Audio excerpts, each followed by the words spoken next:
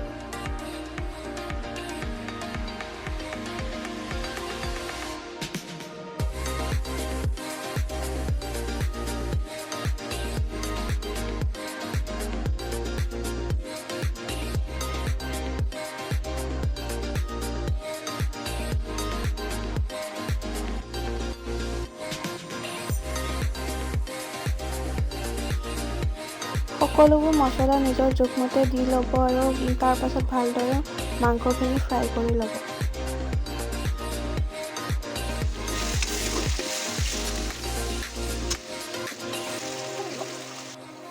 এতিয়া মাংসখিনি অলপমান পানী দি পানীখিনি শুকোৱালৈকে আমি মাংসখিনি ভাজি থাকিম।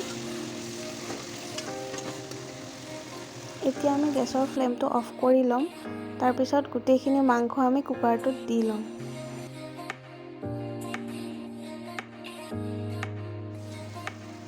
আপোনালোকে নিজৰ জোখমতে পানীখিনি দি ল'ব। এতিয়া আমি গেছত কুকাৰটো বহাই দিম। তাৰপিছত 2 বা 3টা হুইচেল মৰাই ল'ম।